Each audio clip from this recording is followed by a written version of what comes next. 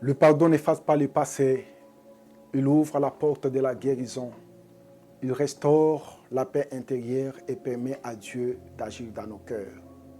Il brise le chaîne de la colère et il ouvre la porte de la guérison mentale. Choisir le pardon, c'est choisir la porte du ciel. Choisir le pardon, c'est choisir la liberté. Shalom, peuple de Dieu, soyez bénis abondamment. Celui qui est devant vous, c'est l'humble serviteur de Dieu, le révérend pasteur Abel Tshisekedi. Que le Seigneur vous bénisse. Soyez bénis. Alors nous allons partager la parole de Dieu aujourd'hui. Comme j'ai introduit cette séance de prière et d'enseignement, je vais parler du pardon. C'est quoi mon thème aujourd'hui? Je parle du pardon. Le pardon est une puissance qui libère. Alors, comment le pardon peut être une puissance qui libère? C'est-à-dire quelqu'un qui était attaché quelque part, qui a besoin de la liberté. Et maintenant, c'est le pardon qui libère cette personne. Mais pourquoi cette personne ne peut pas être libérée par la prière? Pourquoi cette personne ne peut pas libérer par le jeûne? Pourquoi seulement le pardon? Alors nous allons voir ça tout de suite. Shalom, que le Seigneur vous bénisse.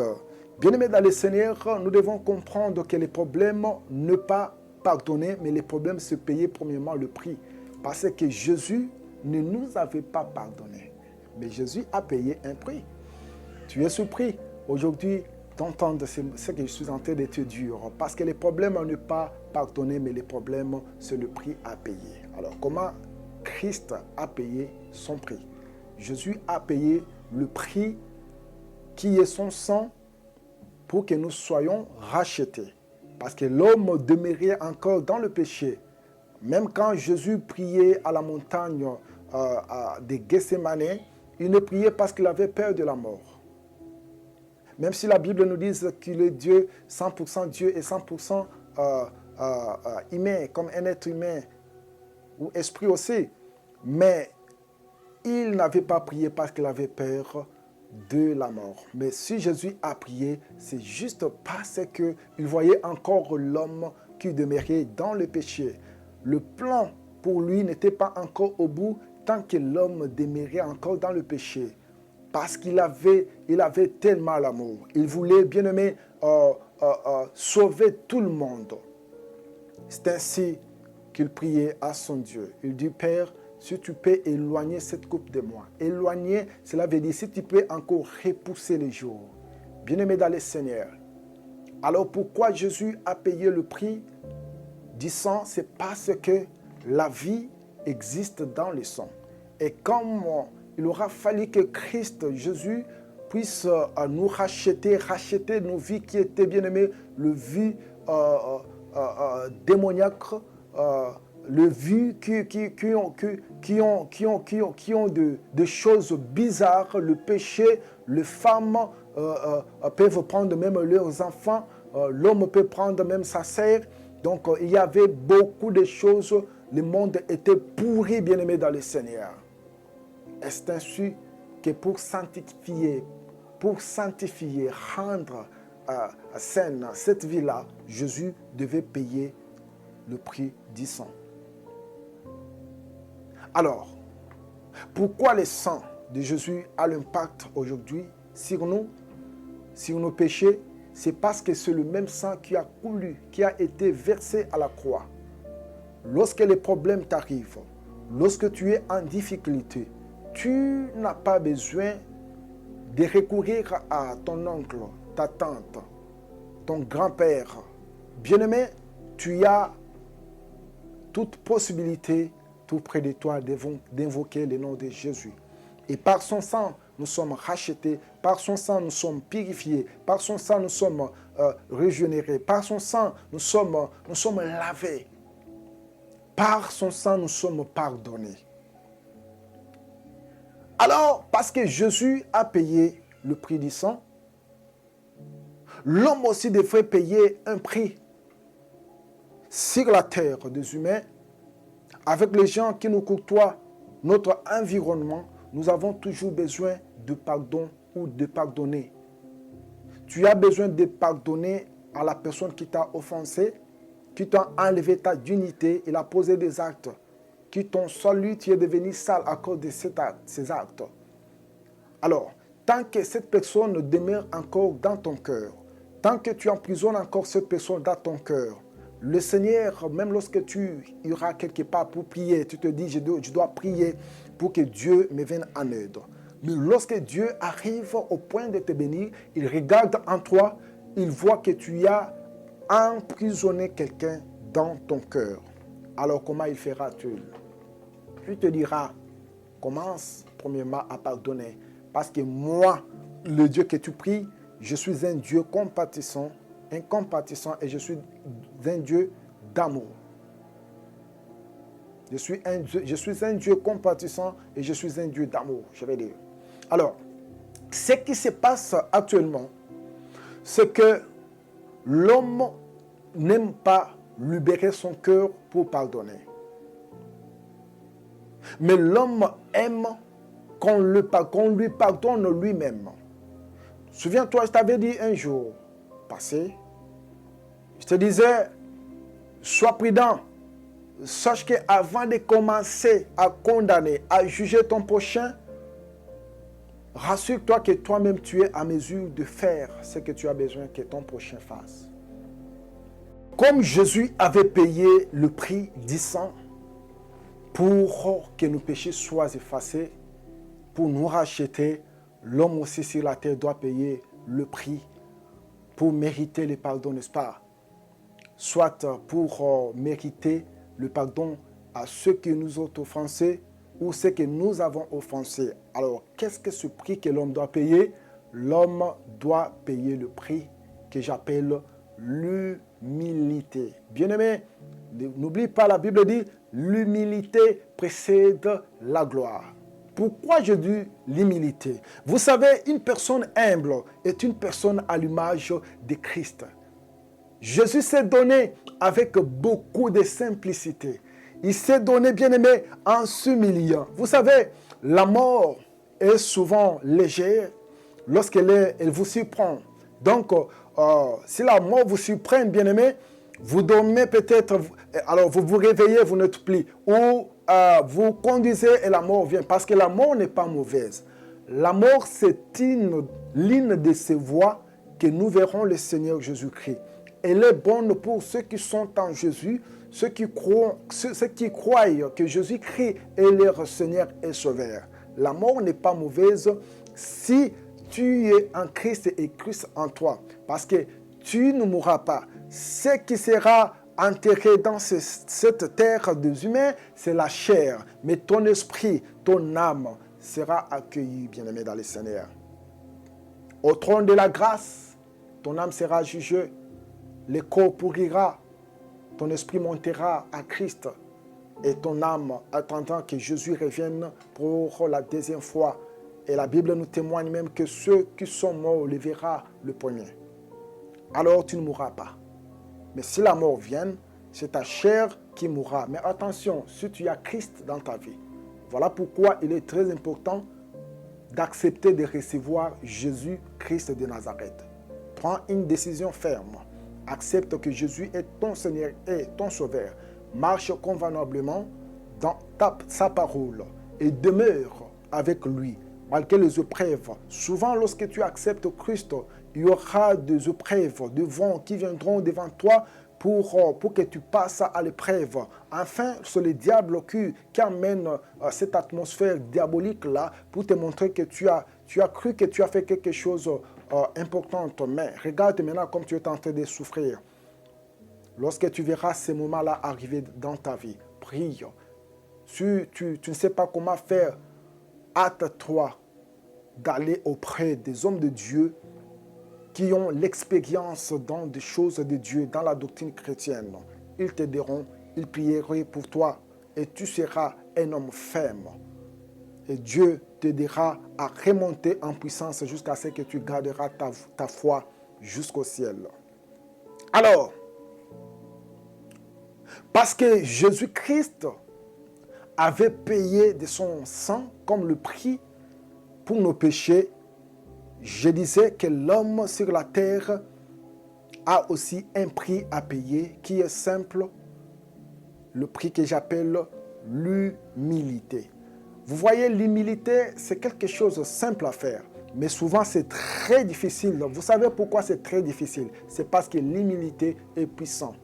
Arrête de chercher la puissance seulement en gênant, en montant sur les montagnes pour chercher la face de Dieu. C'est bien, tu peux faire ça. Mais il y a des choses que tu peux faire sans prier, sans jeûner, et que Dieu te répond, et que Dieu reste avec toi, et que tu restes puissant, tu terrifies le monde des ténèbres. L'humilité précède de la gloire. L'humilité précède de la gloire, bien-aimé. Une personne humble, c'est une personne à l'image de Christ. Christ, il s'est donné avec beaucoup d'humilité. Il était humble. Bien-aimé dans le Seigneur, c'est ça l'image de l'agneau. Quand tu prends un agneau pour l'égorger, il te donnera la tête avant même que tu poignardes, bien-aimé, son cou, ou que tu prennes les couteaux pour couper sa tête. Alors, pourquoi l'humilité, un prix à payer qui est simple, mais il devient quand même difficile à faire? C'est parce que tout ce qui est simple et qui a l'atmosphère, le mécanisme spirituel à haut niveau sont de plus en plus combattus par le diable.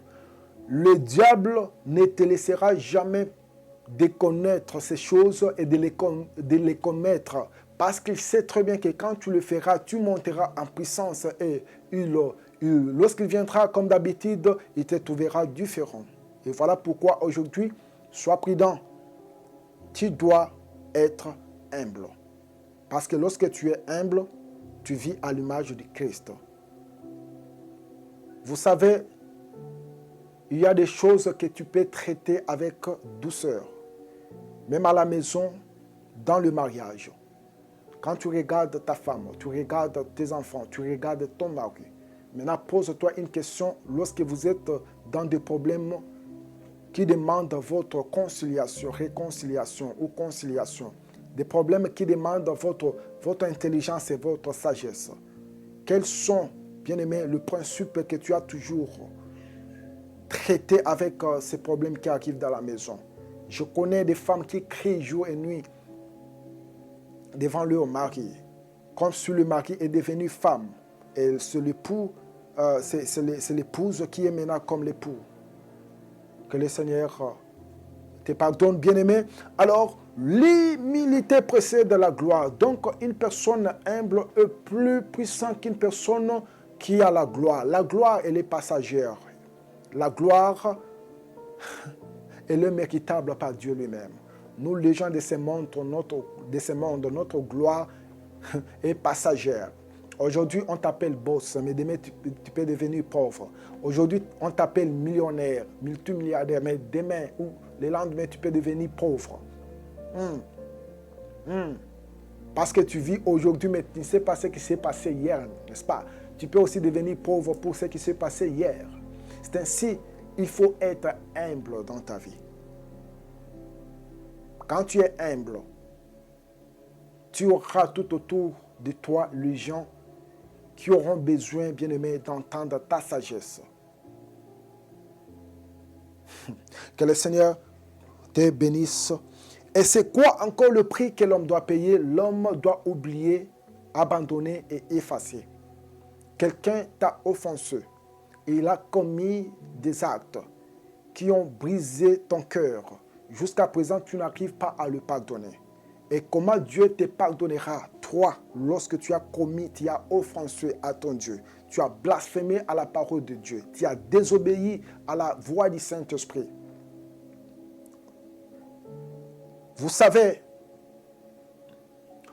pour oublier, abandonner et effacer, c'est là où il y a encore les problèmes. Parce que l'homme n'oublie pas encore plus vite que possible. L'homme n'aime pas libérer son cœur. L'homme n'aime pas abandonner. Vous savez, pour que Dieu nous pardonne chaque jour, je ne sais pas ce que Dieu fait pour avoir ce cœur-là. Parce que Dieu a un cœur. Pour ton information, Dieu a aussi un cœur. Dieu a les yeux qui voient, Dieu entend, Dieu parle et Dieu agit comme nous agissons aussi. Mais il est Dieu. Malgré tout, il est Dieu. N'est-ce pas? Maintenant, je me demande, toi, tu commets un acte aujourd'hui, mais demain, tu te vois encore devant Dieu en disant, Seigneur, pardonne-moi pour cet acte que je fais. Je prends la décision d'oublier et je prends la décision de ne plus jamais recommencer à ce que je fais. Le Seigneur te pardonne. Mais toi, depuis que tu as enterré quelqu'un dans ton cœur jusqu'à présent, qu'est-ce que tu attends pour le pardonner? Voilà maintenant ce qui se passe. Lorsque tu ne pardonnes pas à ton prochain, lorsque tu ne pardonnes pas aux gens qui t'entourent, ton environnement, tu es par exemple secrétaire d'un bureau, tu es président d'une plateforme, tu es PDG, tu es boss, père de la maison, mère de la maison. Lorsque tu décides de ne pas pardonner à ceux qui t'ont offensé, voici ce qui se passe maintenant. À chaque fois que Dieu se souviendra de toi pour faire quelque chose qui va bénir ta vie, lorsqu'il arrive au cœur de ta bénédiction, au central, au point là où il peut maintenant mettre cette bénédiction-là, il trouve quelqu'un là assis. Il trouve ton cœur en train d'enchaîner quelqu'un. Tu m'as brisé le cœur. Tu m'as fait du mal. Alors désormais, moi et toi, on ne peut pas se parler.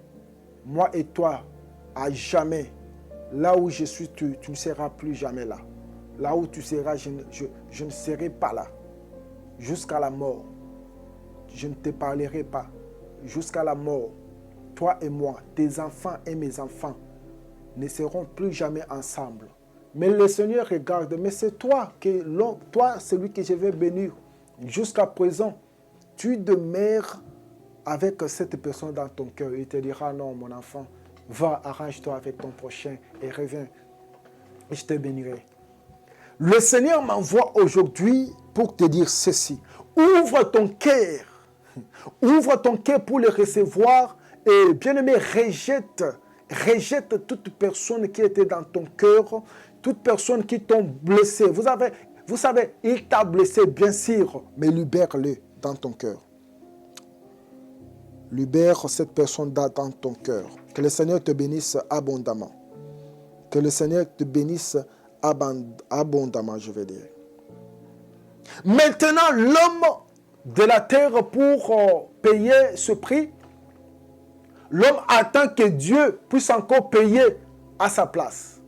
Même si Dieu est un miséricordieux, même si aujourd'hui il continue à intercéder à la droite du Père pour nos causes, mais nous ne pouvons pas nous laisser aller. Bien-aimés, nous devons prier. Nous devons prier pour que le fruit du Saint-Esprit prenne place dans nos cœurs, demeure dans nos cœurs. Nous devons faire ce qui est bon et éviter de faire ce qui est mauvais. Le péché, c'est ce qui fait que l'homme soit déconnecté de la voix du Saint-Esprit. Alors Dieu te pardonne aujourd'hui, ne recommence pas cet acte-là. Il ne faut pas encore pécher. Et tu ne peux pas prier pour que Dieu t'aide à ne pas pécher. Ce que tu dois faire, prends la décision de laisser, d'abandonner et de vivre dans une vie sainte.